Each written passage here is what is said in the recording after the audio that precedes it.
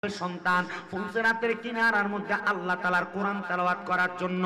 সন্তান তখন বলবে, আমার মা আমার আব্বা জান দুনিয়ার ব্যস্ততায় থাইকা আমারে আল্লাহ তাআলার কোরআন শিখায় নাই। আসলে কথা সত্য, আপনি আপনার সন্তানটার কোরআন শিখান নাই। সকালবেলা 2-3 কেজি ওজনের কড়া কিন্ডারগার্টেনের বই দিয়া আপনি আপনার সন্তানটারে কিন্ডারগার্টেনে পাঠাইছেন, কিন্তু আল্লাহ তাআলার কোরআন পড়ান নাই। বাংলা অঙ্ক ইংরেজি পড়ানোর জন্য একটা মাস্টারকে 4-5 হাজার টাকা বেতন দিছেন, কিন্তু মক্তবের বেতনের জন্য আপনার সামনে ঘরের দরজায় 10-15 বার যাওয়া লাগতো। এ মুসলমান, এ নবীর উম্মতের দল, আল্লাহর হাবিব সাল্লাল্লাহু আলাইহি সাল্লাম ঘোষণা করতেছেন, যখন তোমরা তোমাদের সন্তানকে কোরআন শিক্ষা দিবে না, আপনারা যারা সন্তানের মা, ছেলের মা, বাবার মা, সন্তানের বাবা, ছেলের বাবা, মেয়ের বাবা, আপনারা মনোযোগ দিয়ে অন্তরের কানটা লাগাইয়া বয়ানটা শ্রবণ করবেন।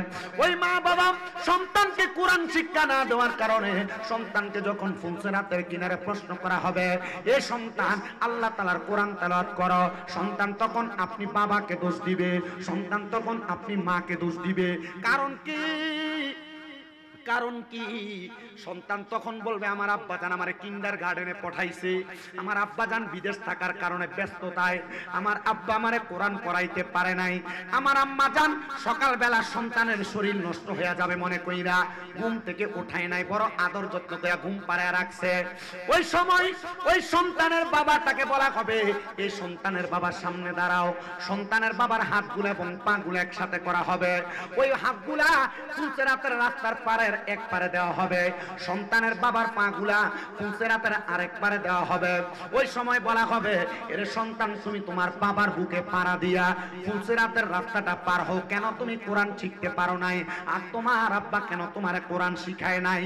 এই জন্য যুবক, পর্দার অন্তরালের মা বোনেরা, আপনার যে সন্তান আপনার গায়ের সাথে একবার পা লাগলে 2-3 বার আপনার ধরে সালাম করে, কিন্তু ওই সন্তান যদি ফুলসিরাতের কিনারার মধ্যে আপনি বাবার বুকের মধ্যে পাড়া দেয়, কি জবাব দিবেন? কি জবাব দিবেন? তখন বড় মারাত্মক কষ্টে পড়ে যাবেন। কিন্তু অনেকে আছে চিন্তা করতেছে, হুজুর আমার আম্মা আব্বা আমারে কোরআন শিখায় নাই, আমার আম্মা আব্বা আমারে কোরআন পড়ায় নাই, তাইলে এই দোষটা আমার মা বাবার কাঁধে যাবে, আমি তো মা বাবার বুকে পাড়া দিয়া ফুলসিরাত পার হয়ে যাব না। রে মুসলমান, বাঁচার মতো কোনো উপায় তোমার নাই, আম্মা আব্বার বুকে পাড়া দিয়া তুমি পার হইতে পারবা না। মনে রাখবা, সবচাইতে উত্তম ইবাদতের মধ্যে, সবচাইতে উত্তম তেলাওয়াতের মধ্যে আমার আল্লাহ তাআলা কোরআন তেলাওয়াতকে রাখছেন, এবং এই কোরআন তেলাওয়াত শিক্ষা গ্রহণ করা সবার জন্য ফরজ। এই ফরজ ইবাদতটা তুমি নিজে না শিখার কারণে তোমার মা বাবা যদি তোমার বৃদ্ধ বয়সে থাইকা, তোমার মা বাবা যদি তোমার যৌবন বয়সে কোরআন না শিখায়, যখন তুমি প্রাপ্তবয়স্ক হইবা, তোমার মা বাপ যদি তোমার কোরআন না শিখায়, প্রাপ্তবয়স্ক হওয়ার পর তুমি যদি নিজ দায়িত্বে কোরআন না শিখো, তাইলে আমার আল্লাহর কাছে তুমি জবাব দেওয়া লাগবে। মাঘে রমজান মাসে বহুত মানুষকে দেখা যায় আল্লাহ তাআলার কোরআনটাকে খুইলা খুইলা আল্লাহর কোরআনের দিকে তাকায় তাকায় কান্দে। আমি জানি কেন তারা আল্লাহর কোরআনের দিকে তাকায় তাকায় কান্দে। আমি আমার অনেক মুসল্লিদেরকে প্রশ্ন করছি, ও বাবা আল্লাহর কোরআনটা খুইলা খুইলা কেন চোখের পানি ফালায়া কান্দেন? আমার জবাব দেয়, আমি যদি কোরআন পড়তে পারতাম, আমি জানি কোরআন তেলাওয়াত করার কারণে আমার আল্লাহ একে হরফের কারণে 10টা করে নেকি প্রদান করে, কিন্তু রমজান মাসে আমার আল্লাহ তাআলা 70 থেকে 700 গুণ পর্যন্ত নেকি বাড়ায়া দেয়। হায়রে ও হুজুর, আমি যদি কোরআন পড়তে পারতাম, আল্লাহ তাআলা এক খতম কোরআনের বরকতে আমারে 70 থেকে 700 গুণ বরকত দান করত, কিন্তু আমি তো কোরআন পড়তে পারি না, আমার আল্লাহ তাআলা কে আমার 70 থেকে 700 গুণ দান করব? আমার নবী কই, উম্মত ওই কোরআনের সঙ্গে মুহাব্বত লাগাও, কোরআনের সঙ্গে তোমার সম্পর্ক ভালো করো। অন্ধ একটা সাহাবী আমার নবীর হাতটা তুইনা কই, ইয়া রাসূলুল্লাহ, আমি তো আমার 2টা চোখ দিয়া দেখি না, আমি কেমনে কোরআন পড়ব? আমরা বর্তমান জামানায় যে কোরআন শরীফটা পড়ি, নবীর জামানায় কোরআনটা এমন ছিল না। বর্তমান তো আমরা বইয়ের মতো বাইন্ডিং করা কোরআন পাইলাম। নবীর জামানায় উটের চামড়ার মধ্যে কোরআন লেখা ছিল, নবীর জামানায় পাথরের মধ্যে কোরআন লেখা ছিল, নবীর জামানায় গাছের মধ্যে কোরআন লেখা ছিল। আমার রহমতের নবীজি বলেন, সাহাবী যেহেতু তুমি তোমার চোখ দিয়া কোরআন দেখতে পারো না, কোরআন পড়তে পারো না, তাইলে তুমি কোরআনটাকে মুহাব্বত করবা। ওই সাহাবী বলেন, আমার নবীজির কথা মোতাবেক আমি সকাল এবং সন্ধ্যায় আমার বাড়ির সামনে একটা গাছের মধ্যে আমার রাসূল সাল্লাল্লাহু আলাইহি ওয়াসাল্লাম কোরআনের দুইটা আয়াত লিখেছিলেন জিবরাইলের মাধ্যমে। এই আয়াতটা লেখার পর থেকে আমি সকাল সন্ধ্যা কোরআনের মধ্যে চুমা খাইতাম, কোরআনের মধ্যে আমজা করে ধরে মোহাব্বত করতাম। ও মুসলমান, ওই সাহাবী যদি নবীজির কথা শুই না ওই কোরআনকে মোহাব্বত করে চুমা দিয়া মোহাব্বত করে জড়ায়া ধইরা অন্তরের মধ্যে শান্তি স্থাপন করতে পারে, আপনারা বলেন আমরা যদি কোরআন শিখি, কোরআন তেলাওয়াত করি, আমার আল্লাহ তাআলা আমাদের দুনিয়া এবং আখিরাতে শান্তি দিতে পারে কি পারে না? কষ্ট হইতেছে আপনারা? আমি ওয়াজ করব কম, কারণ গত বছর যদিও মাহফিলটা সর্দার বাড়ির ভিতরে ছিল, এই বছর মাহফিলটা একবার রাস্তার পাশে। 2 নাম্বার, এখানে কুমিল্লার মেডিকেল কলেজ হসপিটাল। আমাদের মাহফিলের কারণে যদি 2টা রোগীর অসুবিধা হয়, এই মাহফিল দিয়ে যা সওয়াব অর্জন করব তার থেকে বেশি গুনাহ হবে। কথা কি বুঝতে পারছেন? এই জন্য আমরা এটাকে কষ্টের কারণ বানাবো না। 2 নাম্বার, আপনারা যে রাস্তার উপর দাঁড়াইছেন এমন ভাবে দাঁড়ায়েন না যেন একটা গাড়ি চলাচল করতে কষ্ট হয়। আমি কুমিল্লার মাহফিল করি না, এটা আমি আগেও বলছি। কেন? কারণ কুমিল্লার মাহফিলগুলো হয় রাস্তার উপর, চিপ একটা জায়গায়, গলির মধ্যে, ছোটখাটো জায়গায়। এজন্য মাহফিলের কারণে মানুষের চলাচল যাতায়াতের অসুবিধা হয়। রাসূল বলেছেন তোমরা পথ থেকে কষ্টদায়ক বস্তু সরাইয়া দাও। মানে আমরা যদি মাহফিলের নাম দিয়ে পথে মানুষের চলাচলেই কষ্ট দেই, তার লাভ হইল? লাভ হইল? আপনার আমার জবাব দিতে হবে, লাভ নাই। আমাদের মাহফিল দিয়ে যদি কোনো একটা রোগীর অসুবিধা হয়, লাভ হইল? তোমরা এখানে কিছু একটা জায়গা বিছিয়ে দাও যেন মানুষ বসতে পারে। এই জন্য আমি আমার আলোচনার ধারাবাহিকতা মূল পয়েন্টের কথাগুলো বইলে আমার বয়ান শেষ করি। মাহফিল কমিটি আপনাদের জন্য উপযুক্ত পরিমাণ তাবারুকের ব্যবস্থা করছে, ইনশাআল্লাহ আপনার তাবারুক নিয়ে তারপরে বিদায় হবে। তবে আপনারা যারা এখানে আছেন, আপনারা সাময়িক সময় কি আমি যতক্ষণ কথা বলবো এই কথাগুলোর উত্তর এবং আমার কথাগুলো মনোযোগ সহকারে শ্রবণ করতে রাজি আছেন? তাহলে কোরআন যদি নাও পড়তে পারেন, কোরআনকে মোহাব্বত করে বুকে জড়ায় ধরে রাখলে আর কোরআন শরীফ খুইলা যদি আপনি যদি তাকিয়ে থাকলে আল্লাহ তাআলা অসংখ্য বরকত সাহাবায়ে কেরামকে দেয়, আমাদেরকেও দিতে পারে না? দিতে পারে। আপনারা আসতে বলছেন। এক লোক ভিক্ষা করতে গেছে, ভিক্ষা তো গেছে যে এক 10 তলা বিল্ডিং, পাশে একটা ভাঙা টিনের ঘর। এই টিনের ঘরের সামনে যে কইছে আল্লাহর রাস্তায় আমার ভিক্ষা দেন। টিনের ঘরের মালিক তারে 5 টাকা ভিক্ষা দিছে। এ দোয়া করছে, আল্লাহ যে আমার 5 টাকা ভিক্ষা দিল তুমি তার লাখ লাখ টাকার মালিক বানাও। টিনের ঘরের মালিক বড় খুশি হয়ে গেছে। পাশেই 10 তলা বিল্ডিং, এই 10 তলার সামনে দিয়ে ভিক্ষা করছে, আল্লাহর রাস্তায় ভিক্ষা দেন। এখন 10 তলার মালিক তো কাইস্টা, এ বাইরে আইয়া 5 টাকায় ভিক্ষা দিছে। এ দোয়া করছে, আল্লাহ তুমি তারও লাখ টাকার মালিক বানাও। 10 তলার মালিক ধমক দিছে, এই তুই যে আমার লাগে লাখ টাকার দোয়া করলি, আমার বিল্ডিং দেখছস? কহ কয় তালা? 10 তলা। 10 তলা বিল্ডিং কি লাখ টাকার মালিক বানায়? না, কোটি টাকার মালিক বানায়। তাহলে তুই যে আমার লাগে লাখ টাকার দোয়া করলি, এই দোয়া তো আমার লাগে প্রমোশন হইতো না, এটা ডিমোশন হইব। না, আপনার পাশে যে ভাঙ্গা টিনের ঘর আমার 5 টাকা কই দিছিল, এজন্য আমি আপনার লাগে তার লাগে লাখ টাকার দোয়া করছি। আপনার 5 টাকা পাই, আপনার লাগেও লাখ টাকার দোয়া করছি। যেমন টাকা তেমন দোয়া। আসলে তার কথা সত্য। বেটা ডরে পকেট থেকে একটা 500 টাকার নোট বাইর করে ফকিরকে দিস, নাও তুমি দোয়াটা একটু ভালো করে করো। পরতে দোয়া করছে, আল্লাহ তুমি তার যা সম্পদ দিছো এর থেকে আরো বেশি সম্পদ দান করবে। এটা খুশি হয়েছে। আপনারা যারা এখানে আছেন, আপনার কাছে সিদ্ধান্ত, আপনার আওয়াজ অনুযায়ী ওয়াজ হইব। আপনার আওয়াজ যদি হয় বেশি, ওয়াজ হইব বেশি। আপনার আওয়াজ যদি হয় কম, ওয়াজ হইব কম। ওই যে টাকা অনুযায়ী দোয়া, আওয়াজ অনুযায়ী ওয়াজ। এলাকে একবার মোহাব্বতে কম। এই কোরআনের সাথে সম্পর্ক রাখলে, কোরআন তেলাওয়াত করলে, কোরআনকে তেলাওয়াত করে মোহাব্বত করে বুকে ধারণ করলে বরকত দিতে পারে কি? আল্লাহরে ডান হাতটা তুলে জোরে ডাক দেন তো না, যারা রাস্তাতে আছে তারা মরতো না। একটু মোহাব্বতে ডাক দেন, আল্লাহ। 2টা হাত তুলে পড়েন ইয়া রাসূলুল্লাহ, উচ্চ কণ্ঠে পড়েন ইয়া ওলি আল্লাহ। তাহলে একটু মোহাব্বতে আল্লাহ তাআলার কালামে হাকিমের তেলাওয়াত করেন আর পড়েন আউযু বিল্লাহি মিনাশ শাইতানির রাজীম, বিসমিল্লাহির রাহমানির রাহিম।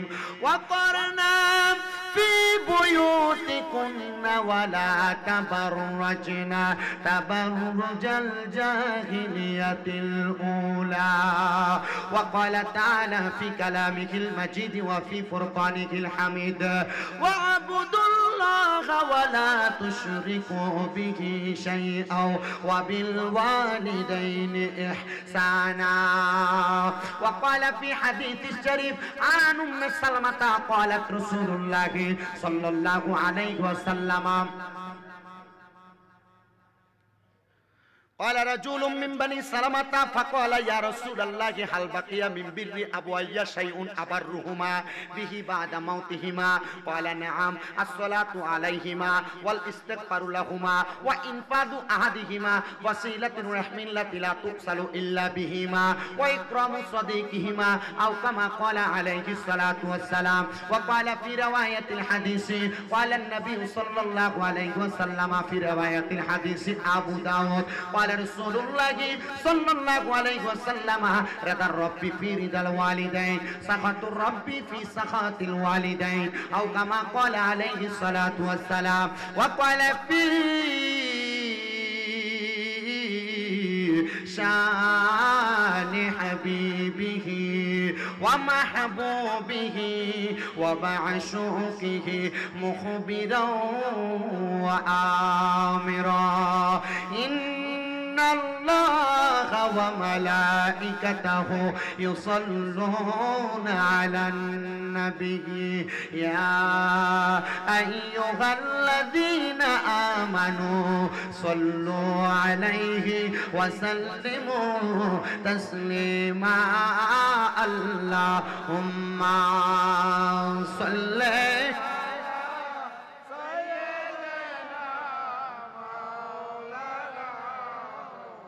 وعلى آل سيدنا तेरे नस्ले पाक में है बच्चा बच्चा नूर का तू है आईने नूर तेरा सब घराना नूर का अल्लाहुम्मा सल्ले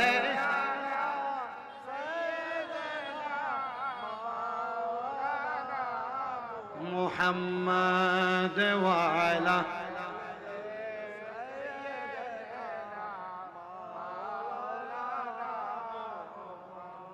আপনারা পড়েন আমাদের জবানের মালিক কে আল্লাহ আপনারা যখন আমি দুরূদ শরীফ আদায় করছি আপনারা আপনাদের মুখটাকে কেউ বন্ধ করে রাখছেন কেউ হুজুরের দিকে মাথা আলগি দিয়ে তাকায় আছেন কেউ ডাইনে বামে তাকাচ্ছে নবীজি বলছেন উম্মত আমার উম্মতের মধ্যে সবচাইতে বখিল ওই উম্মত মানে কিফটা নবী কে বলেন রাসূলুল্লাহ সাল্লাল্লাহু আলাইহি ওয়াসাল্লাম আমার এই কুচাইতলি এলাকার বাবাজিরা ও আমার মুরব্বি বাবারা এখানে আপনারা যারা বসলেন এই মজলিসের মধ্যে সবচাইতে বেশি গুনাহ আমি শামিম রেজার আমার জীবনের গুনাহ আপনারা যদি দেখতেন আমার মাহফিলের মধ্যে বক্তা বানায় বসাইতেন না আল্লাহর দরবারে লাখ লাখ শুকরিয়া আদায় করি আল্লাহ আপনি আমার গুনাহগুলো গোপন করে রাখছেন এ যুবক ভাইরা এ মুরব্বি বাবাজিরা এ পর্দার অন্তরালের আমার মা একটা বার চিন্তা করে দেখেন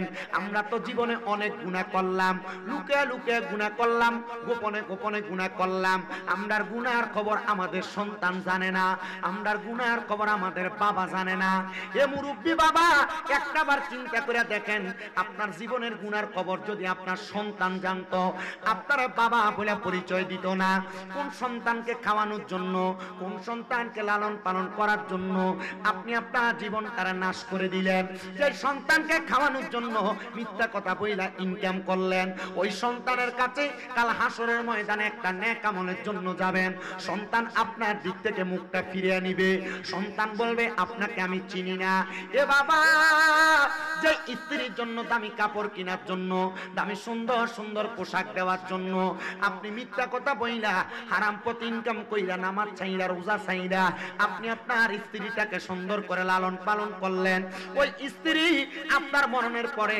আপনার লাশের পাশে বসবে না। জিজ্ঞাসা করে দেখেন, তুমি তো তোমার স্বামীর সঙ্গে সারা রাত্র সারা জীবনটা কাটাইছো, আজকে রাত্রে লাশটার পাশে তুমি বসো। স্ত্রী বলবে আমার ভয় লাগে, আমি বসতে পারবো না। হাই রে, কেন এমন জীবন সাজাইলা সেই জীবনের কারণে মরার পরে কোনো দাম নাই। তুমি যেই দিন মারা যাইবা, মরার পরে তোমার আত্মীয় স্বজন সবাই তোমারে ভুলবে, মরার পরে তোমার বন্ধু বান্ধব সবাই তোমারে দাফন করবে, কিন্তু একটা বারও তো মরার কথা স্মরণ কইরা আল্লাহ তাআলার ঘর মসজিদের মধ্যে প্রবেশ করো না।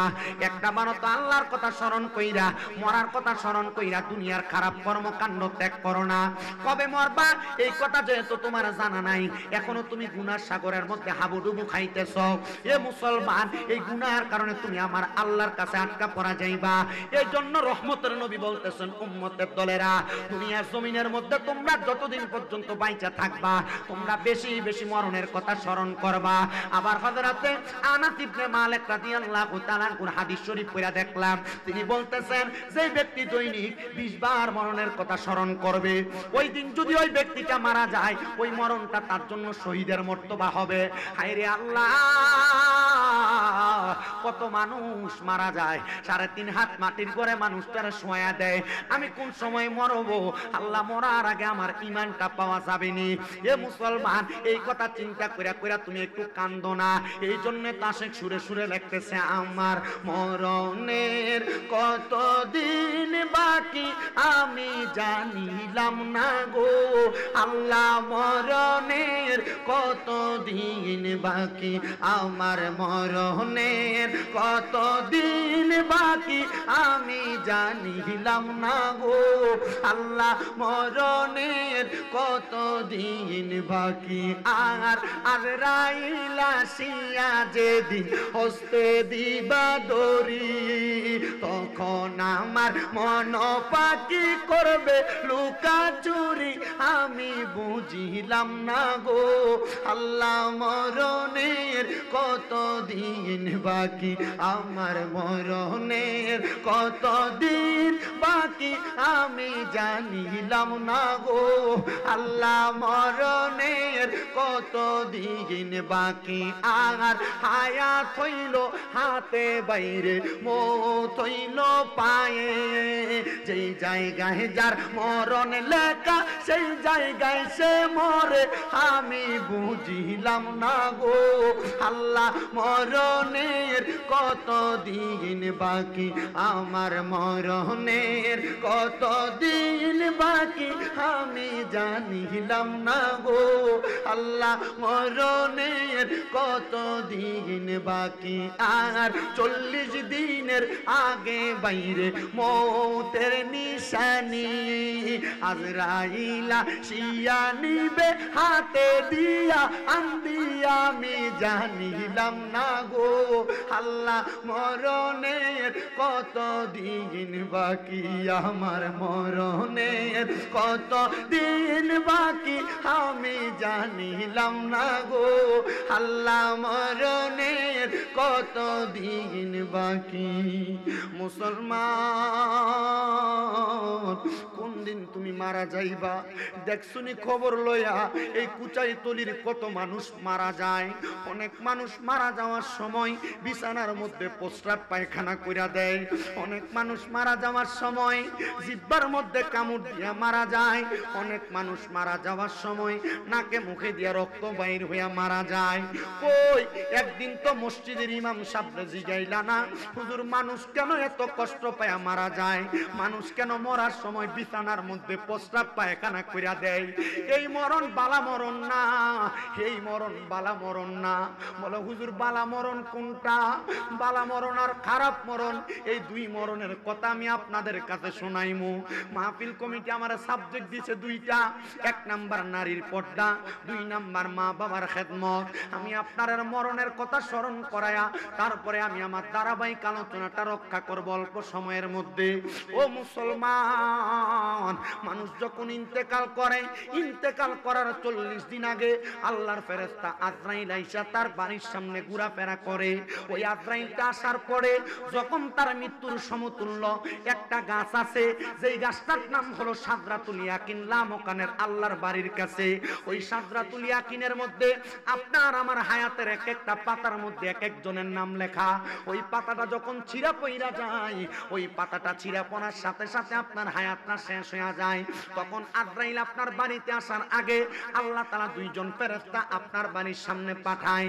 ওই দুইজন ফেরেশতার চোখগুলা হয় নীল রঙের, ওই নীল রঙের চোখওয়ালা দুইটা ফেরেশতা বান্দার সামনে যখন দাঁড়ায়া যায়, বান্দা ভয়ঙ্কর চেহারাটা দেইখা ভয়ে বিছানায় প্রস্রাব পায়খানা করে দেয়। হায়রে আমার কুচাই তলির বাবা, ও মুরব্বী বাবা, হে যুবক ভাই, হে পর্দার অন্তরালের মা, তুমি মারা যাওয়ার সময় যদি বিছানার মধ্যে প্রস্রাব পায়খানা কইরা দাও, তাইলে মানুষ মনে করব আজরাইলের ভয়ঙ্কর চেহারা দেইখা বিছানার মধ্যে প্রস্রাব পায়খানা কইরা দিছ। হায়রে আজরাইল আবার তার সামনে হাজির হইয়া যায়। আজরাইল আইসা এই বান্দার শরীর থেকে রুহু এখনো কবজ করে নাই। আজরাইল সামনে আসলে বান্দা আজরাইলের সঙ্গে কথা বলার চেষ্টা করবে, কিন্তু আজরাইলের সঙ্গে ওই সময় কথা বলা যাবে না। বান্দার দুই চোয়ালের মাঝখানে বান্দার জিহ্বাটা কামড় পড়া যাবে। বান্দার চোখ দিয়ে আজরাইলের সঙ্গে কথা বলার চেষ্টা করবে, বান্দার চোখগুলা উল্টে যাবে। এবার আজরাইল বান্দার রুহু কবজ করবে না।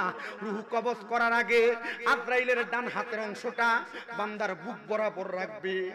ওই সময় বান্দার গাড়ের সাহারকগুলা টাস টাস করে ছিঁড়ে যায়, হাতের রগগুলা ছিঁড়ে যায়, পায়ের রগগুলা ছিঁড়ে যায়। বান্দার রক্ত চলাচল করতে পারে না। তখন বান্দার রক্তগুলা নাক আর মুখ দিয়ে বের হয়। হায়রে এমন কষ্টের মরণ পয়গম্বর ইদ্রিস আলাইহিস সালাতু ওয়াস সালাম বলে, এই মরণটা এত কষ্ট রে, একটা জীবিত ছাগল অথবা বকরিকে লটকায়া দিয়া শরীরের চামড়াটা টাইনা টাইনা জীবিত অবস্থায় ছিঁড়া ফেললে ওই ছাগলটার যত কষ্ট হয়, একটা মানুষের শরীর থেকে আজরাইল রূহটা কবজ করার সময় মানুষটার বড় কষ্ট হয়। ওই মানুষের রূহটা যখন আজরাইলে নিয়ে যায়, ওই সময় রুহু আজরাইলে ডাক দিয়া কয়, আজরাইল আমার রুহু তুমি কেন এত তাড়াতাড়ি নিয়ে যাও? বলে জানো আমার জন্য আমার আল্লাহ তাআলা কঠিন বড় আযাব রেডি করে রাখছে। যদি তুমি জানতা আমার এত তাড়াতাড়ি আমার আল্লাহ তাআলার আযাবের দিকে নিয়ে যাইতা না। কিন্তু মুসলমান, ওই আজরাইল যখন বান্দার রুহু নিয়ে যাবে, হাদিস শরীফে দেখলাম আজরাইলের হাতের মধ্যে একটা রুমালের মতো নিয়া আজরাইল তার নাকের মধ্যে রুমাল দ্বারা ঢাকনা দিবে। প্রথম আসমান পর্যন্ত যাওয়ার সাথে সাথে আল্লাহর 19 জন ফেরেশতা প্রথম আসমানে দাঁড়ায়া দাঁড়ায়া ওই বান্দার চেহারা বরাবর থুতু নিক্ষেপ করবে। আজরাইল বলবে, কেন থুতু নিক্ষেপ করো? ওই ফেরেশতারা বলবে যে এই বান্দার রূহ নিয়ে আসলা, এই বান্দা বেঈমান, এই বান্দা বেআমল, এই বান্দা হারামখোর, এই বান্দা বেনামাজি, এই বান্দা পরের হক খানেওয়ালা, এই বান্দার রূহটা গুনাহ করতে করতে দুর্গন্ধযুক্ত রূহ হয়ে গেছে। আমরা ফেরেশতারা বান্দার রূহুর দুর্গন্ধ সহ্য করতে পারি না, এই জন্য আমরা বান্দার দিকে থুতু নিক্ষেপ করি। আজরাইল বলবে, এই জন্যই তো আমরা আমাদের নাকের মধ্যে আমরা রুমাল লাগাইছি। এ বন্ধু, দুনিয়াতে কত আরাম কইরা কইরা সুদ খাও, দুনিয়াতে কত আরাম কইরা কইরা গোশ খাও, দুনিয়াতে কত আরাম কইরা কইরা পরের হক মাইরা মাইরা খাও, দুনিয়াতে কত আরাম কইরা কইরা মানুষ নজনে কম দাও, দুনিয়াতে আরাম কইরা কইরা মিছা কথা কইরা টাকা কামাই করো। এবার আপনারা বলেন, এ হারাম করো, সুদ করো, গোশ করো, পরের হক খাওয়াই না দি, কবরে গেলে আযাবটা কি কম না বেশি? এবার কোন আমরা কুমিল্লা এলাকার মধ্যে সুদ করো কোনো নাই নাই, আমরা সমাজের মানুষ এটিরে ধরে নিয়ে মসজিদের সভাপতি বানাই। এই কথা কই না কেন? আমরা সমাজের মানুষের সুদখোর ঘুষখোরটিরে ধরে নিয়ে মসজিদের সেক্রেটারি বানাই, এলাকার সর্দার মাথা পরে দায়িত্ব দিয়ে হারাম খুঁটিরে নিয়ে দেয়। এই কথা কই না কেন? নারীবাজি করে, পরের হক মেরা খায়, মানুষের জমি দখল করে খায়, এটিরে মসজিদের সভাপতি বানায়। এই কথা কোন আপনি যদি কোন না আমার কাছে দেখা করেন আঙ্গুল দিয়ে দিয়ে দেখাই দেন অমুক মসজিদে অমুক বেড়া এটা করে আমার বাড়ি কি বেশি দূরে এখান থেকে হাঁটতে গেলে কতক্ষণ লাগবে এবার কোন এমন অবস্থা আছে না নাই এটির মাইটটা কবরে কেমন হইব কয় আযাবুন শাদীদ যন্ত্রণাদায়ক শাস্তি কাঁসাবাসের গোড়া দিয়ে বের হইব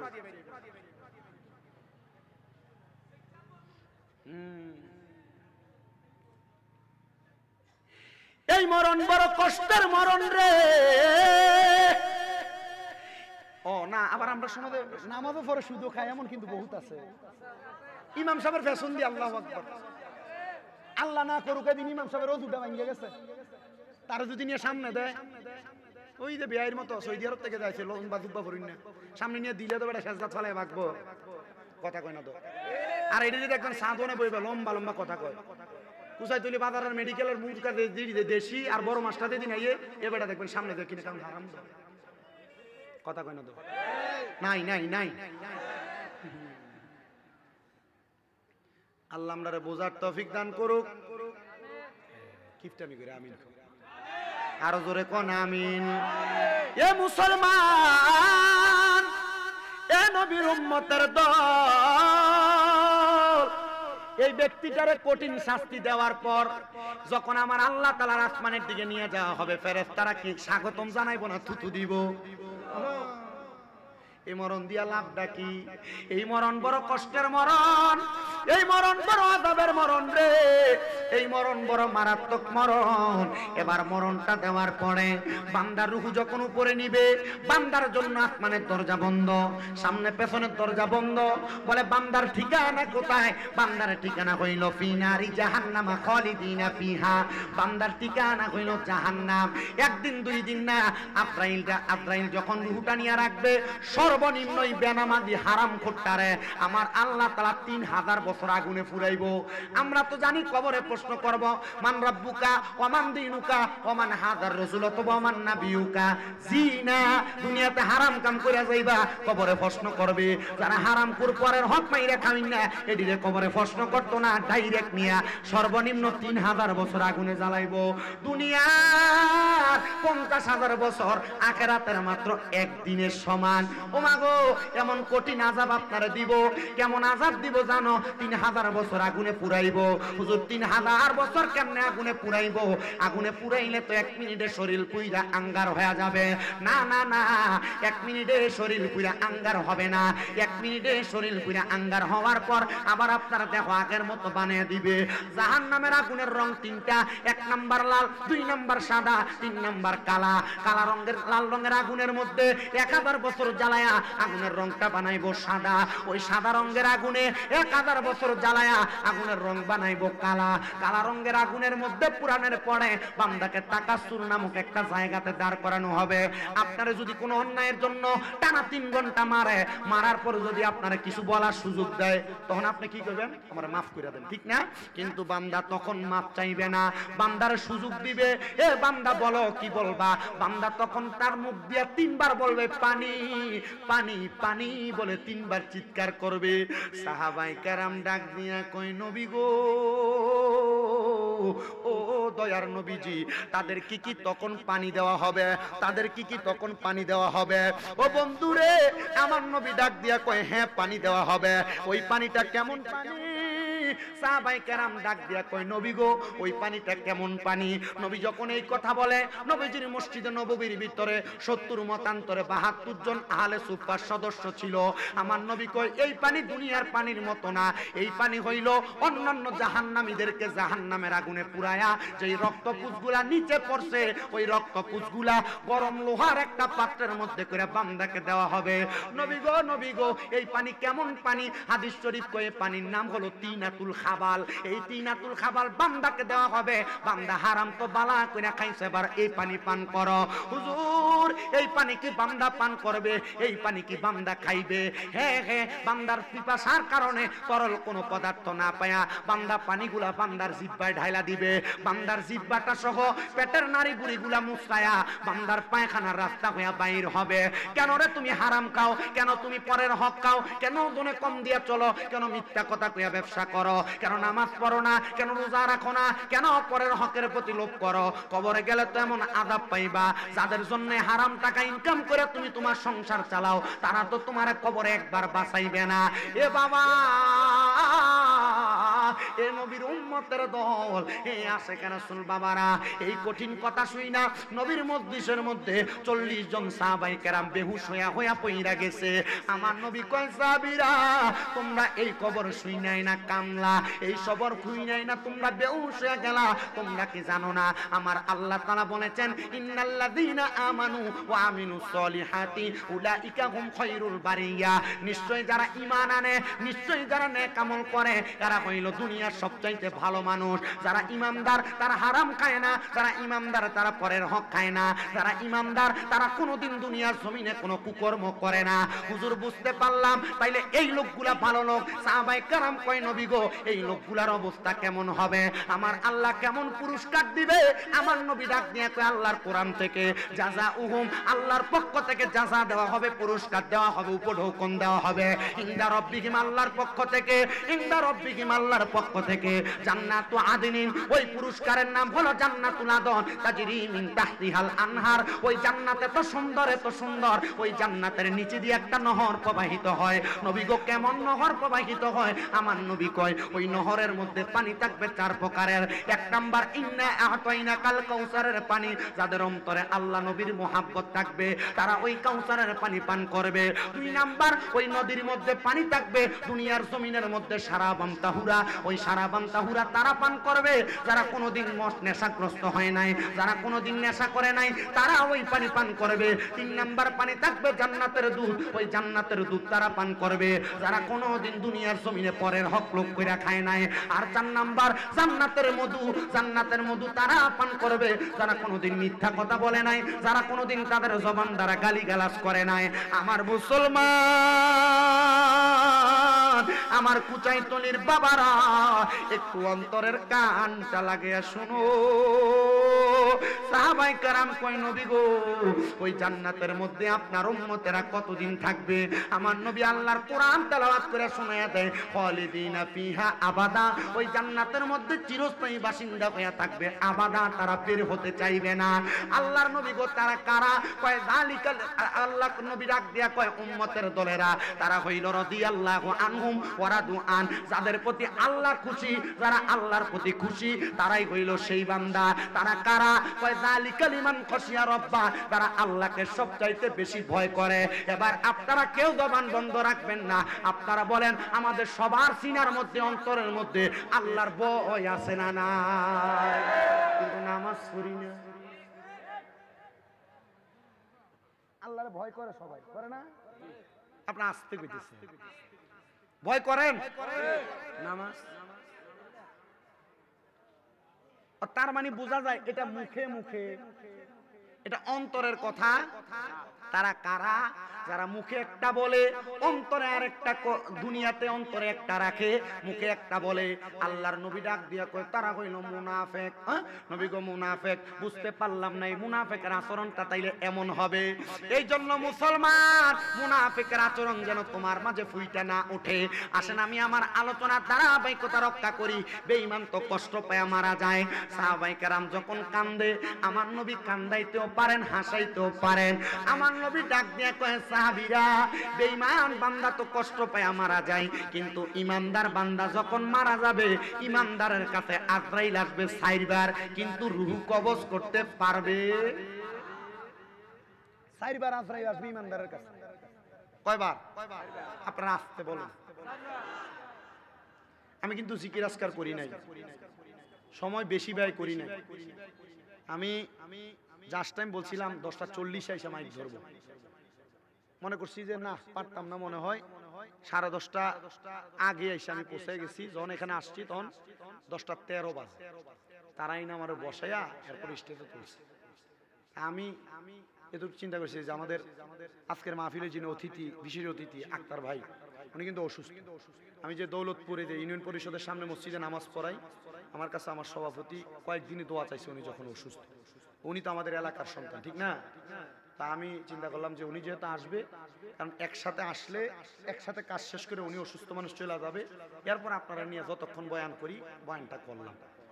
তো তবুও আমি এতটুক চিন্তা করব, এই যে বেঈমান বান্দারা বেআমল বান্দারা কষ্ট করে মারা যাবে, আপনারা যদি এটারে ডরায়া এটারে ভয় পাইয়া আপনারা যদি এক ওয়াক্ত নামাজ পড়েন তাহলে মোটামুটি এটাতে কাজ হবে, ঠিক না?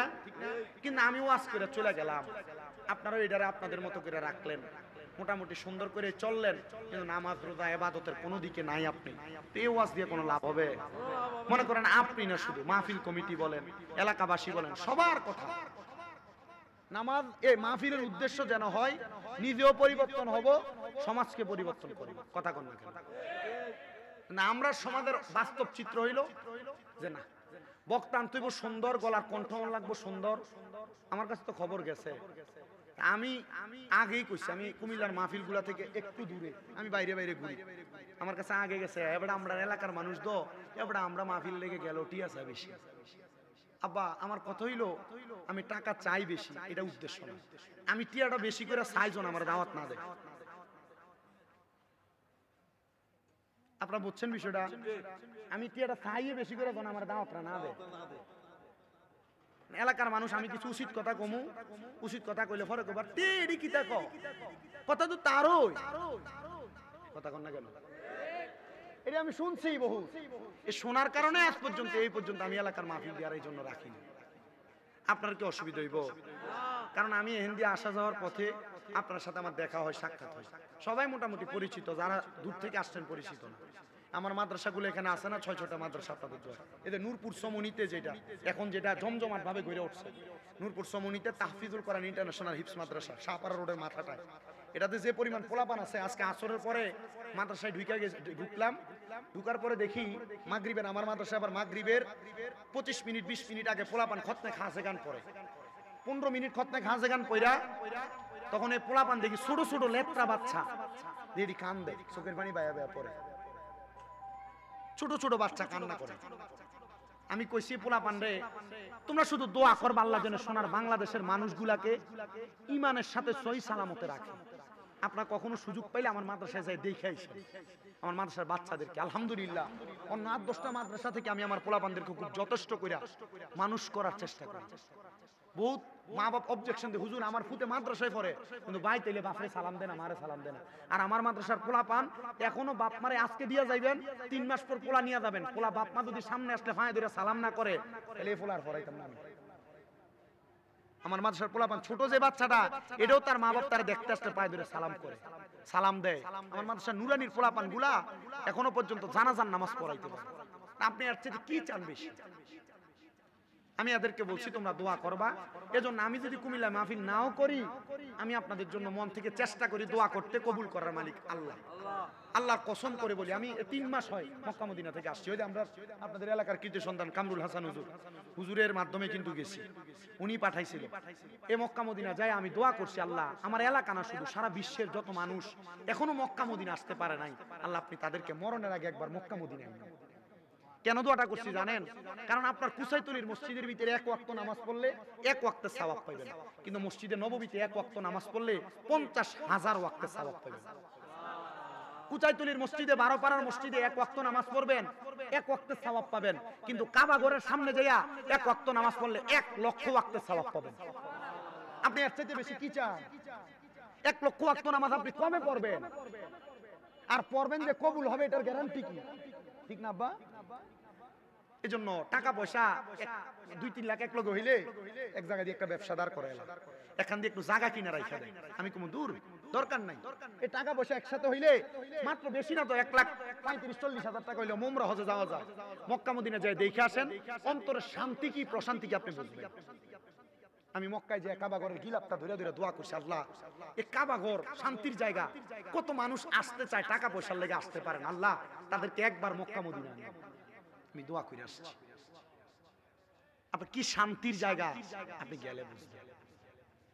নিয়ত করবেন না, ডান হাত তোলেন, ডান হাতের তালুটার উপরের দিকে দেন, বলেন আল্লাহ, সবাই কয় না, কোন আল্লাহ জীবনে মরণের আগে একবার হলেও তাওয়াফে বাইতুল্লাহ জিয়ারতে রওজায়ে রাসূলুল্লাহ নসিব করেন, আমিন। যদি আপনি যাইতে না পারেন, নিয়াতুল মুমিনিন খায়রুম মিন আমালি, মুমিনের নিয়ত তার আমলের চাইতে উত্তম। যদি আপনি যাওয়ার আগে মারা যান, আমল নামায় মক্কা মদিনা যাওয়ার সওয়াব হয়ে যাবে। এইজন্য টাকা পয়সা রাইখা কিফটামি করে লাভ নাই। চেষ্টা করেন, নিয়ত করেন, দেখবেন সফলতা আসবে। অনেক পোলাপান কক্সবাজার ঘোরার জন্য 10-15 হাজার টাকা বাজেট করে না। আমি কমু দে না, ওই দিন দেখো বেশি করে। এই 10-15 হাজার টাকা বাজেট যে করছেন, ওখানে গেলে আপনার সাহাবের সাথে গুণে বেশি। ট্যুর দেয় কিতা, ট্যুর শাহ আমানত জিয়ারত, শাহ আমানত, বাইজিদ বুস্তামি, এরপর ধরেন মুহসিন আউলিয়া, এরপর এটি ঘুইরা কক্সবাজার। তো তুমি এনে দে সাহাব কামাই করে এনে দে লেঙ্গা লেঙ্গা বেরিয়ে দিকে তুমি যে সাহাব কামাই করছো, এই কথা কই না, সাহাব কামাই করছো, এটা কি সাহাব হইব না গুণ হইব? এই টাকাটা রাইখা দিবেন, নিয়ত করবেন এই টাকাটা দিয়ে আমি মক্কা মদিনা যাবো। আপনারা কোন কবুল করার মালিক কে? আল্লাহ। ওয়াজটা ওই দিকে নিয়ে যাইতেছি ইনশাআল্লাহ। ইমানদার বান্দা যারা, এই ইমানদার বান্দার মরার সময় আজরাইল আসবে ইমানদারের কাছে 3 বার। কয়বার? আমি এর আগে কইছিলাম না 4 বার। মানে হুজুর যা কয় তাই, কথা কয় না, হুজুর যা কয় আমি নিজে একটু জাস্টিফাই করব। ইমানদার বান্দার কাছে আজরাইল আসবে 4 বার। একবার আইসা সর্বপ্রথম ইমানদারের বুকের মধ্যে হামলা চালাইব, কিন্তু ইমানদার বান্দার বুকের মধ্য থেকে 2 জন ফেরেশতা বাধা দিবে, ডাক দিয়া বলবে আজরাইল, ইমানদার বান্দার রূহ তো বুক দিয়া নেওয়া যাবে না। বলে কেন কেন? বলে ইমানদার বান্দার বুকের মধ্যে তো আছে আল্লাহ নবীর ভালোবাসা, এই জন্য ইমানদার বান্দার রূহ বুক দিয়া নেওয়া যাবে না। আজরাইল এবার হামলা করবে বিবজিকান নূর, বান্দার চেহারা বরাবর।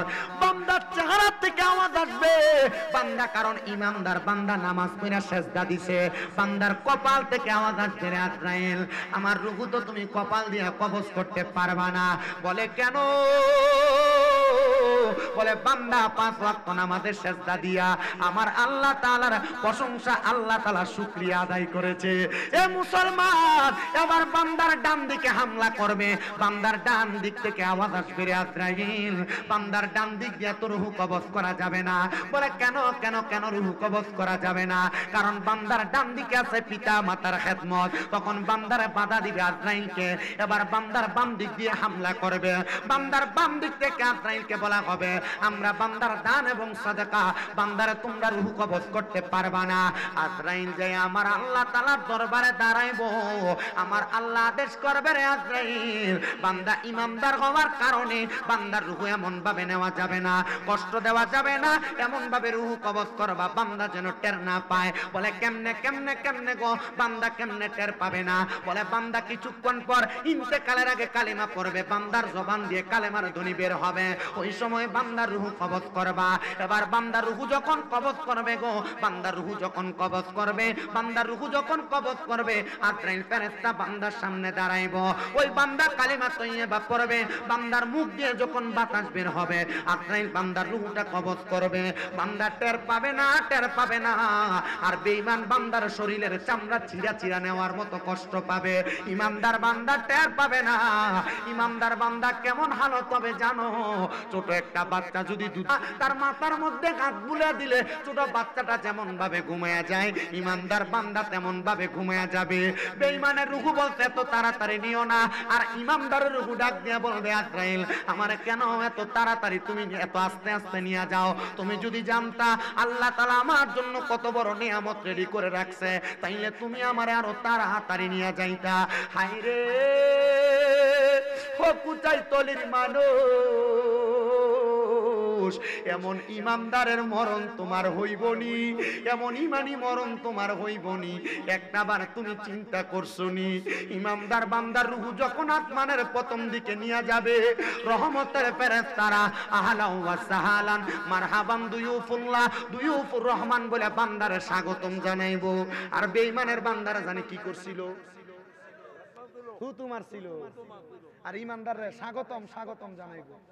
আপনি আপনার বিচার আমি করা লাগবে না, এলাকার কেউ করা লাগবে না। এখান থেকে বাড়ি যাবেন, ডান হাতটা ডান গালের লগে লাগাইয়া পাটারে মিমের মতো বাঁকা কইরা চিন্তা করবেন আমি এই কাজ করছি, এই কাজের কারণে কবরে গেলে আমি ইমানদারের মতো যাইতে পারতাম না, এই কাজ করছি, এই কাজ করার কারণে কবরে আমি বেঈমানের মতো যামু। আপনার বিচার আপনি হিসাব মিলাইয়া আপনি আপনার জীবন পাল্টায় ফেলবেন। আমি কেন আপনার দিতাম? আমি আমার ওয়াজের ভিতরে মানুষের নামাজের কথা কই না, কারণ নামাজের কথা কইলে লাভ নাই। বহুত ইমাম সাহেবরা ওয়াজে কয়, কুসাইতুলির মসজিদে নামাজের কথা কয় না, কথা কয় না, নামাজ পড়ে, জুমার নামাজে 2 রাকাত ছড়ে সুরের মতো বেরিয়েছিল, ঠিক না বা? এ যাওনে যে যা বেডির কাজ যাবে যা, 5 ওয়াক্ত পড়ে না, শুক্রবারের দিনটা ছয় দেয় না, এ কাজ যাবে যা, ডেক্সির বাড়ি, সসম্যানের বাড়ি, এলাকা শুক্রবারে কোন রকম যায় 2 রাকাত ছড়ে তাড়াতাড়ি বেরিয়েছিল, কথা কয় না কেন? এ পুরা মসজিদের মুসল্লি জুতারি আউলডে বেটারা, ঠিক আছে? আল্লাহ আমরারে বোঝার তৌফিক দান করুন। আমরা আমিন যতই কই কাম হইতো না, কারণ আমরা এটা মুহের কথা, কলবের কথা। আপনার কি কষ্ট হইতেছে? এই পিছন দিয়ে কদ্দুর মানুষ এটা তো ইন্ডিয়া বোঝা যায় না। আমরা আসেননিও লাস্টে দিয়া, এবার যারা খারে এসেছেন কাটরা চলে আছে তো মোটামুটি কয়েকজন, ঠিক আছে চলবো, বিরিয়ানি খাবেন না মানুষ হলে চলবো, ওয়াজ অনুন লাগবে না, বহুত ওয়াজ চলে। আল্লাহ যেন আমরারে কবুল করে, জোরে কোন আমিন, আস্তে কয় আমিন, আর মোহাব্বতে কোন আমিন। ইমানদার বান্দার রূহ নিয়ে আবার আসমানের দিকে গেলে ফেরেশতারা জানাইবো স্বাগতম স্বাগতম স্বাগতম। কিন্তু বন্ধুরে আমরা একটা মাছ ধরি, যে মাছটার নাম কুমিল্লার ভাষায় কয় বাইং মাছ। এটা হাতে ধরলে মনে হয় একবারে হাতের ভিতরে চাপ দিয়ে ধরে এরকম যায়, ফিসলা জায়গা। ইমানদার বান্দার রূহ আজরাইলের হাতে থাকবে না, বান্দার হাত থেকে এমন ভাবে পিছলা যাবে, আজরাইল ডাক দিয়ে বলবে আল্লাহ বান্দার রূহ কোথায় রাখবো? স্বর্ণ এবং রূপার জান্নাতি পেয়ালার মধ্যে রাখা হবে, কিন্তু সেখানেও বান্দার রূহটা থাকবে না, বান্দার রূহটা সেখানেও থাকবে না। আল্লাহ আজরাইলের আয়াত শুনিয়ে দিবে, ওয়ালা তাকুলু লিমান ইউকতালু ফি সাবিলিল্লাহি আমওয়াত বাল আহইয়াউ ওয়ালাকিন লা তাশউরুন। আজরাইল যারা আল্লাহর রাস্তায় চলে যায় তারা তো মরে না, আমি আল্লাহ তো ঘোষণা করেছিলাম বাল আহইয়াউন, তারা জিন্দা। এদেরকে যারা মরা বলে, এদেরকে যারা মরা বলে, আমি আল্লাহ তাআলা এদেরকে বললাম ওয়ালাকিন লা তাশউরুন, এরা নির্বোধেরা বোকা। তার মানে বোঝা যায় যারা ইমানদার তারা মরে না, তারা জিন্দা জিন্দা, ঘোষণা আমার না স্বয়ং আল্লাহ। ইমানদার বান্দারা কি মরা না জিন্দা? তাহলে এই ইমানদারদের কাতারে বাংলাদেশের সর্বপ্রথম যারা পড়ে তারা হইল আউলিয়া কেরাম, কথা কোন ঠিক কিনা? তো আউলিয়া কেরাম যারা মাজার শরীফের মধ্যে আছে এরাও জিন্দা, কথা কোন ঠিক কিনা? কিন্তু আমরা সমাজে বহুত সুরের ঘরে, সুরেরা কয়দিন আগে গেছিল না মাজার ভাঙতো, কথা কয় না কেন? আপনার কি মাজার ভাঙার পক্ষে আছিলে? আমি আছিলাম। কেন? কারণ আছে। যে যে মাজারটি ভাঙতো গেছে এই প্রত্যেকটা মাজারের খাদিম হয় বাট ফান নয় সিটা পরে হুজুর কি লাগা, কারণ দেখেন তাকাই আছে এই যে মাজারটি ভাঙতে গেছে এই মাজারটির একটা লগেও একটা মাদ্রাসা নাই, কথা কন না কেন? একটা মাজারের লগে মাদ্রাসা নাই। আর মিয়া প্রত্যেকটা মাজারের লগে যদি একটা মাদ্রাসা থাকতো, মানে এরা তো মাদ্রাসা করছে না, মাজারের গরু ছাগল যা পাইছে এটি টাকা দিয়ে নিজের পকেট গরম করছে, কথা কন না কেন? এর লাগে আমি যেই মাজারের আন্ডারে মাদ্রাসা নাই মাজারে দান করি না, এটা আমার স্বভাব। আপনি কি করবেন এটা আপনার বিষয়।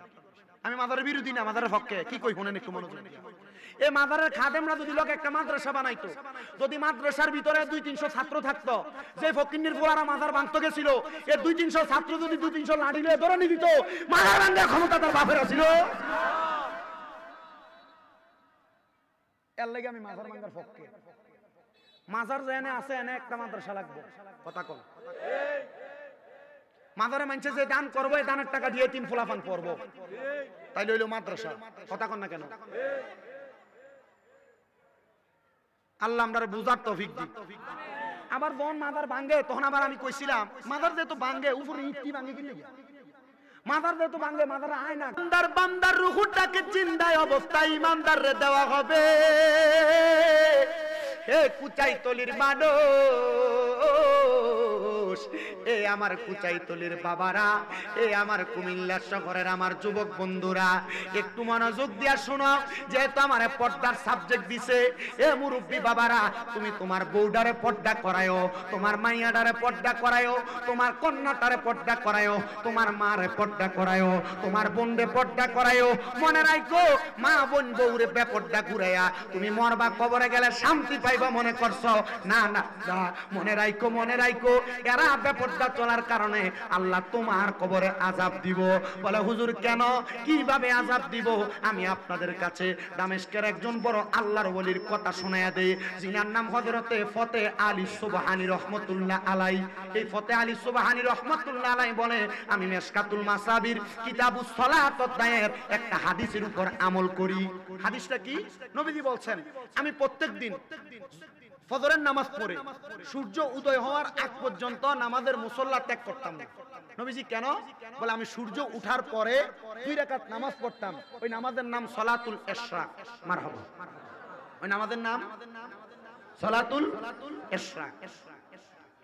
হযরত ফতে আলী সুবহানী বলেন, আমি ইশরাকের নামাজের নিয়ত করব, প্রত্যেকদিন এমন ভাবে নামাজ পড়ি, কিন্তু আমি ওই দিন হঠাৎ করে আমার নামাজের মুসল্লার মধ্যে ফজরের নামাজের পরে সূর্য ওঠার অপেক্ষা করতেছিলাম। এমন টাইমে আমি আর সূর্য ওঠার অপেক্ষা করতে পারি নাই। আমার চোখটা একটু রাত্রে ঘুম থাকার কারণে লাইগা আসছে। আমি ঘুমায় গেলাম। আমি ঘুমানোর পরে হঠাৎ করে দেখতে পাইলাম আমার ঘুমের ঘরে একজন সুন্দর চেহারাওয়ালা মানুষ হাজির হয়ে গেছে। হাইরে, এই সুন্দর চেহারাওয়ালা মানুষটারে দেখতে কেমন লাগে জানোনি? আমি দেখলাম ওই মানুষটার নাভি থেকে মাথা পর্যন্ত বড় সুন্দর দেখা যায়, কিন্তু তার নাভি থেকে পায়ের তালু পর্যন্ত আগুন ধাউ দাও করে জ্বলতেছে। নাউজুবিল্লাহ পড়বেন না। ওই আল্লাহর ওলি বলেন, আমি স্বপ্ন দেখলাম একজন মানুষ, জিনার নাভি থেকে পায়ের তালু পর্যন্ত আগুন, আর নাভি থেকে মাথার তালু পর্যন্ত ভালো। হযরত ফতে আলী সুবহানী বলেন, আমি তারা প্রশ্ন করলাম, এরে আল্লাহর বান্দা, তোমার কেন এমন অবস্থা, তোমার কেন এমন খারাপ অবস্থা, তুমি কি বলতে পারবা? তিনি আমারে ডাক দিয়ে কয়, হুজুর, আমি দুনিয়াতে নামাজ কম পড়ি নাই, আমি বড় বুজুর্গ ছিলাম। আমি দুনিয়াতে ইবাদত কম করি না, আমি বড় বুজুর্গ ছিলাম। কিন্তু হুজুর, ও পানের হুজুর গো, আমি দুনিয়াতে থাকা অবস্থায় আমার একটা কন্যা সন্তান ছিল, যার বয়স ছিল 13 বছর। আমি আমার কন্যাটারে কোরআন হাদিস মোতাবেক মানুষ করেছি। আমার কন্যাটাকে সুন্দরভাবে পড়ালেখা করাইছি। আমার মাইয়া পর্দা করত, বেপর্দা বেহায়াপনা কইরা পরপুরুষের সামনে যাইতো না। কিন্তু হুজুর, আমি যখন ইন্তেকাল করি, আমার স্ত্রীর গর্ভের মধ্যে একটা বাচ্চা ছিল, যেই বাচ্চাটার বয়স ছিল মাত্র 5 মাস।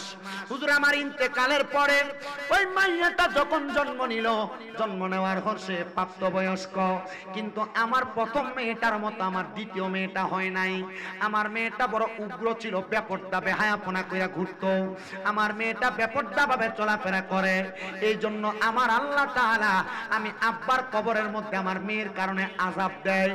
এ আমার কুচাইতলি এলাকার মাইকের আওয়াজ শুনতেছ আমার মা বোনেরা, মনে রাখো গো মা, তুমি বেপর্দা বেহায়াপনা কইরা চললে আমার আল্লাহ তাআলা তোমার আব্বার কবরে আযাব দিবে, তোমার আম্মার কবরে আযাব দিবে, তোমার স্বামীর কবরে, তোমার ভাইয়ের কবরে আযাব দিবে। ওই মাইয়াটার কথা বইলা আল্লাহর বান্দাটা হঠাৎ করে ঘুম থেকে চলে গেলেন। উনি ডাক দিয়া কয়, জগতের মানুষের দলেরা, জানো রে জগতের মানুষের দলেরা, আমি এমন স্বপ্ন দেখার পরে আমি আমার স্বপ্ন দ্রষ্টাটা ভাঙ্গা দিয়া আমি হঠাৎ করে আমার গায়ের মধ্যে তাকায় দেখলাম চিকন চিকন ঘাম দেখা যায়। আমি এমন অবস্থা দেখা হঠাৎ করে আবার দাঁড়ায় গেলাম। আমি দাঁড়ায়া চিন্তা করলাম, কেমন অবস্থারে হইতেছে, কেমন অবস্থারে হইতেছে। একটা মাইয়ের কারণে আব্বার কবরের মধ্যে যন্ত্রণাদায়ক শাস্তি দেওয়া হইতেছে। এবার আমি চিন্তা করলাম, আমি তার খবর নিব কোন জায়গায় তার বাড়ি। দামেস্ক এলাকা তালাশ করতে করতে হঠাৎ কোন ঘরের মধ্যে দেখা না পাইয়া একটা ঘরের সামনে যে সালাম দেয়, আসসালামু আলাইকুম ওয়া রাহমাতুল্লাহ, আসসালামু আলাইকুম ওয়া রাহমাতুল্লাহ, আসসালামু আলাইকুম ওয়া রাহমাতুল্লাহ। তিনি বলেন 3 বার সালাম প্রদান করলাম, আমার জন্য দরজা খুলে না।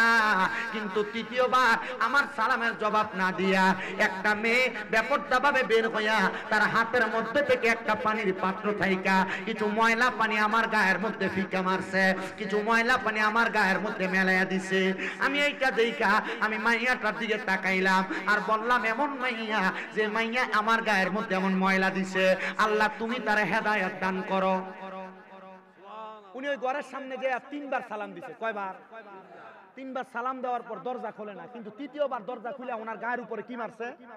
ময়লা পানি মারছে। উনি বলেন, আমি সেখান থেকে চলে যাচ্ছিলাম, এমন টাইমে মহিলাদের কণ্ঠে আমার কে জানি সালামের জবাব দেয়, ওয়া আলাইকুমুস সালাম ওয়া রাহমাতুল্লাহি ওয়া বারাকাতুহু। আমি সালামের জবাবটা পাইয়া তার দিকে তাকাইলাম না। দ্বিতীয়বার জবাব দেয়, তার দিকে তাকাইলাম না। তৃতীয়বার জবাব দেয়, তার দিকে তাকাইলাম না। আমি আবার না তাকানোর কারণে এবার আমারে আবার সালাম দেয়, আসসালামু আলাইকুম ওয়া রাহমাতুল্লাহ। বুঝতে পারলাম এ মাইয়াটা বড় শিক্ষিত মাইয়া। এ মাইয়া আমার সালামের জবাব যখন আমি দেই নাই, তখন মাইয়া উল্টে আমারে আবার সালাম প্রদান করেছে। আমি জিজ্ঞাসা করলাম, আমি যে আপনাদেরকে এতবার সালাম দিলাম, জবাব দিলেন না, উল্টে আমার গায়ের উপর ময়লা পানি ফিকা মারলেন, কারণটা কি একবার কি বলবেন নাকি? উনি বলতেছেন, হুজুর আপনি যখন আমাদেরকে সালাম দেন তখন আমরা মা মেয়ে মিলা নামাজ পড়তেছিলাম। বলে, আপনারা ঘরের মধ্যে সদস্য কয়জন? আমরা 3 জন সদস্য, কিন্তু আমার এই বোনটা বড় উগ্র, এই বোনটা বড় বেপরোয়া, এই বোনটা বড় বেহায়াপনার মতো চলাফেরা করে। হুজুর তার পক্ষ থেকে আমরা মাপ চাই, আপনি ক্ষমা সুন্দর দৃষ্টিতে দেখবেন। হুজুর ডাক দিয়া কয়, হ্যাঁ হ্যাঁ হ্যাঁ, এই মাইয়াটা উগ্র হওয়ার কারণে তোমার আব্বার কবরে আল্লাহ আযাব দিতেছে। নাউজুবিল্লাহ বললেন না? এই মেয়েটা উগ্র হওয়ার কারণে তোমার আব্বার কবরে আযাব দেয়। এই কথা শুনে ওই মেয়েটা ওই আলেমের পায়ের মধ্যে জড়ায়া ধইরা ডাক দিয়া কয়, হুজুর আমি আমার জন্মের পরে আব্বাকে দেখি নাই, উনি ইন্তেকাল করেছে। হুজুর আমার আব্বা জান বুঝি আমি মেয়ের কারণে আযাবের শিকার। হুজুর আপনি বলেন না আমার আব্বারে আল্লাহ কেমনে মাফ করব? বলে, তুমি ব্যাপারটা চলবা, আল্লাহ তাআলা তোমার আব্বারে মাফ করব তুমি মনে করছো? মাইয়া ডাক দিয়ে কই, হুজুর ওয়াদা করলাম আর ব্যাপারটা চলবো না, আল্লাহর ওয়াস্তে মাফ করে দেন হুজুর, আমি এখন থেকে নামাজ আদায় করব। ওই মাইয়া বলেন, আমি হুজুরের কাছে ক্ষমা প্রার্থনা কইরা একটানা 7 দিন পর্যন্ত নামাজ আদায় করি, আর ব্যাপারটা চলি না, বেহায়াপনা করি না। এ কুচাইতলির মুজিরা কান্দির পাড়ের মার্কেটটা তোমার সব জায়গায় চিনা। ব্যাপারটা চলতে চলতে ডিলাডালা বোরকা না পইরা টাইট ফিটিং জামা পড়তে পড়তে, গায়ে হলুদের অনুষ্ঠানে নাচতে নাচতে বেহায়াপনা করতে করতে তোমার লজ্জা চলে গেছে। মা গো, মনে রাখবা দাইয়ুস মহিলারা জান্নাতে প্রবেশ করবে না। ওই মাইয়াটা 7 দিন পর্যন্ত আল্লাহ তাআলার ইবাদত করছে।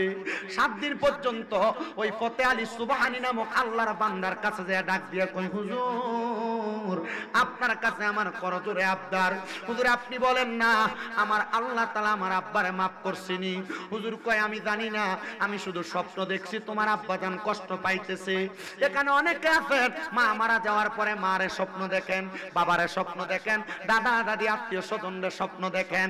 মনে রাখবেন আল্লামা ইবনে সিরিনের স্বপ্নের কিতাবে শুরুর দিকে লিখতেছে, স্বপ্নের মধ্যে ওই ব্যক্তি তার আত্মীয় স্বজনকে দেখে। বলে, কারা কাদেরকে দেখে? স্বপ্নে তাকেই দেখানো হয় যারা স্বপ্ন দেখাইলই কবরবাসীর উপকার হবে। যখন আপনি আপনার মা, আপনার বাবা, আপনার আত্মীয় স্বজনকে স্বপ্ন দেখবেন, তখন আপনারা আল্লাহর কাছে হাত তুলে তুলে দোয়া করবেন, আল্লাহ যারা স্বপ্ন দেখলাম তুমি আল্লাহর ওয়াস্তে তুমি তারে মাফ করে দাও। ওই মাইয়াটা ডাক দিয়া কয়, হুজুর আপনি তো স্বপ্ন দেখছেন ঠিক আছে, তো এখন তো আমি আর গুনার কাম করি না, আল্লাহ কি আমার আব্বা জানরে মাফ করছেনি এটা একবার আপনি আমারে বলবেননি? মাইয়াটার কথা মতো মোতাবেক হুজুর বলে আমি সাথে সাথে আল্লাহ তাআলার কাছে দোয়া করলাম, আল্লাহ তার অবস্থা সম্পর্কে আমাদেরকে জানিয়ে দেন। ও মাইয়ারে আমি বললাম তুমি তাহাজ্জুদের নামাজ আদায় করবা, তাহাজ্জুদের নামাজ ফজর, দুহর, আসর, মাগরিব, এশা এই 5 ওয়াক্ত নামাজের পাশাপাশি ফজরের নামাজের আগে একটা সময় 2 করে 4 রাকাত, 3 4 12 রাকাত তাহাজ্জুদের নামাজ। অনেক বয়স্ক বাবার এখানে বসছেন, রাত্র 2টা 3টার সময় আপনার ঘুম ভেঙে যায়, আর ঘুম লাগে না। আমি আপনার কাছে আবদার করব ওযু বানাইয়া আপনার ঘরের একটা কর্নারের মধ্যে নামাজের মুসল্লাটা বিছায়া তাহাজ্জুদের নামাজ পড়বেন। এই তাহাজ্জুদের নামাজ রিজিকের ব্যবস্থা করে, এই তাহাজ্জুদের নামাজ বিপদ থেকে উদ্ধার করে, কঠিন রোগ থেকে ক্ষমা প্রার্থনা করে। হাইরে মুসলমান, ও আমার কুচাইতলির বাবারা, জ্ঞানী গুণী মুসলমানেরা, একটু অন্তরের কানটা লাগে শুনেন। মাইয়াটা এই কথাটা বলার সাথে সাথে বাড়িতে যাইয়া তাহাজ্জুদের নামাজ পড়ে। মাইয়া ডাক দিয়া কয় আমি তাহাজ্জুদের নামাজ পইরা পইরা যখন কান্নাকাটি করি, আমি হঠাৎ করে দেখতে পাইলাম রে জগতের মানুষ একটা সাদা রঙের পোশাক পরা ব্যক্তি আমার ঘরের মধ্যে আইসা আমার মাথাটার মধ্যে হাতটা ভুলে দিতেছে। আমি জিজ্ঞাসা করলাম কে কে গো আপনি, আপনার পরিচয় কি? উনি আমারে পরিচয় দেয়, আমি কইলাম তোমার জন্মদাতা বাবা। ও আব্বা, আপনি যে আমারে বাবা বলে পরিচয় দেন, আপনি না বুঝি আমি মেয়ের কারণে কবরের মধ্যে কঠিন আযাবের শিকার। আব্বা গো, আপনি বলেন না আপনি কবরের আযাবের শিকার কেন? ও আব্বা, আপনি বলেন না আপনি কেন কবরের আযাবের শিকার? আব্বা ডাক দিয়া কয় এ মাইয়া, তুমি যেই দিন তওবা করেছো আল্লাহ তাআলা তোমার তওবার কারণে আমি আব্বারে মাফ করে দিছে। মনে রাখবেন, একটা মাইয়া মানে একটা জান্নাত, 2টা মাইয়া 2টা জান্নাত, 3টা মাইয়া মানে আল্লাহর নবীর সাথে জান্নাত। তবে মাইয়াটারে পর্দা করানো লাগবে। আপনার মাইয়া বেপর্দা ভাবে চুল ছেড়ে দিয়ে রাস্তায় রাস্তায় ঘুরে আর আপনি জান্নাতের আশা করবেন? জি না, জান্নাতে তোর মামুর বাড়ির কলার মতো না। মনে রাখবেন, একটা মেয়ের কারণে আল্লাহ তাআলা 4 প্রকারের পুরুষ মানুষকে দুজকের আগুনে পুরাইবো। বলে হুজুর কারা কারা? আমার নবী বলতেছে, 1 নাম্বার, কোন বাবা মেয়ে জন্ম দেওয়ার পর মেয়ের যদি পর্দা না করায় তাইলে ওই বাবা এবং মেয়েকে একসাথে দুজকে দেওয়া হবে। কোন ভাই যদি তার বোনকে পর্দা না করায় তাইলে ওই ভাইকে তার বোনের কারণে জাহান্নামে দেওয়া হবে। ও বন্ধু, কোন স্বামী যদি তার স্ত্রীর পর্দা না করায় তাইলে ওই স্বামীকে স্ত্রীর কারণে বেপর্দা থাকার কারণে স্বামীকে দুজকে দেওয়া হবে। কোন সন্তান যদি তার মাকে পর্দা না করায় তাইলে সন্তানের মা সন্তান একসাথে দুজকে থাকবে। আর আমরার বেড়ারা নারীদেরকে পর্দা করাইবো দূরের কথা, এরা এদের বউরে মোটর সাইকেলের পেছনে নিয়ে পাতলা পাতলা জামা কাপড় পরে রাস্তায় রাস্তায় ঘুরায় আর এদের বউদেরকে অবাধভাবে চলাফেরা করতে দেয়। মনে রাখবা মুসলমান, এটার কারণে তুমিও জাহান্নামে যাইবা, তোমার স্ত্রীকেও জাহান্নামে পাঠাইবা। আমরা সমাজ মনে করে আমার স্ত্রী অবাধভাবে চললে কি হইল, স্ত্রীটা সুন্দর করে জামাইয়ের ছোট বাইরে মানে দেবরে ভাগ করে দেয়। কিন্তু আমার নবী ডাক দিয়ে একটা দেবর হইল তার ভাবির জন্য কাল সাপের মতো মৃত্যু সমতুল্য। আর আমরা সমাজ এটারে বুঝাইছে ছোট ভাইয়ের মতো। জি না, ছোট ভাই বলতে কোনো কথা নাই। যদি কোনো দেবর ভাবির সামনে যায়, ভাবি দেবরের সামনে যায়, এটার কারণে তাদের আমল নামায় কবিরা গুনাহ হবে। বেপর্দা থাকার কারণে আল্লাহ তাআলা তাদেরকে শাস্তি দিবে। আর আমরা বেরিয়ে দেবর তো দূরের কথা, কুচাইতলির দোকানে আসলে পুরা দোকানের এলাকার মানুষ তারে চিনে। রাস্তা দিয়ে যাওয়ার সময় কয় ভাবি বালা চিনি, বেরির উপর দিয়ে দেখলাই চিনা যায়। মনে কইরো না গো মা, এটার কারণে মানুষ তোমার চিনে, বলো ভালো কয়। এটার কারণে তুমি মহিলা জাহান্নামের অতল গহ্বরে পুরা লাগবে। আল্লাহ কয় ওয়াকরনা ফি বুয়ুতিকুন্না ওয়ালা তাবাররাজনা তাবাররুজাল জাহিলিয়াতিল উলা। এই জগতের মানুষ, তোমরা তোমাদের নারীদেরকে জাহিলিয়া যুগের মহিলাদের মতো বের হতে দিবা না। আপনার মাইয়াটা বেপর্দা ঘুরে বিদায় রাস্তার মধ্যে পোলাপান আপনার মাইয়ার প্রিজিং করে, আপনার মাইয়া শরীরটারে প্রদর্শন করে করে রাস্তায় ঘুরে বিদায় রাস্তার পোলাপান আপনার মাইয়ার ডিস্টার্ব করে। আর আপনি এটার লাগা এলাকার পোলাপান নিয়ে ওই ফুলারে ফিরতে চান। এটা না কইরা আগে আপনি আপনার মাইয়া হামালেন, তারপরে আপনি পোলাপানের বিচার করেন। কথা কোন ঠিক কিনা? মানুষ কোন দিয়ে ভিতরে ঢুকতো? কান দুইটা তখন বলে দিব আপনার কারণে রাস্তায় চলাচল করতে অসুবিধা হয়। আপনারা কষ্ট করে, আমার ভাইজান মাহফিলের সভাপতি না, মাহফিলের সভাপতি উনি বলছে না আমার বুঝে আসে না কোন দিয়ে আপনারা দাঁড়াবেন। আপনারা কষ্ট করে যদি পারেন মাহফিলের পিছন দিয়া আর প্যান্ডেলটার এই যে সাইডে দিয়ে জায়গা একটু সিরিয়াল করে দাঁড়াবেন। কারণ বুঝছি আমি আর ওয়াজ আর বেশি করতাম না, যদ্দূর করছি আলহামদুলিল্লাহ, এর দূরের উপরে আমল করি, এরপরে নসিবে থাকলে কোনো সময় শোনামু, আল্লাহ আমরা কবুল করো, আমিন কোন। তাহলে পর্দা দরকার, বুঝি না। যদি আপনি আপনার বউরে পর্দা না করেন, এটার কারণে কবরে ফিটা কি আপনি বউ খাইবেন, আপনি খাবেন? আপনার জিয়ের আপনি পর্দা না করেন, এটার ফিটা কি আপনি খাবেন, আপনি জি খাইবো, বাপজি দোনোটা খাইবো? আপনি আপনার বইনারে যদি পর্দা না করান, এটার ফিটা দোনোজনে মিলা খাইবেন। আপনি আপনার মারে যদি পর্দা না করান, এটার ফিটাও কবরে গেলে আপনারা দোনোজন মিলেই খাবেন। আল্লাহ আপনার বোঝার তৌফিক দিন, জোরে কন্যা আমিন। যদ্দূর করছি আলহামদুলিল্লাহ, আল্লাহ তাআলা আমরা কবুল করো। ইয়া নবী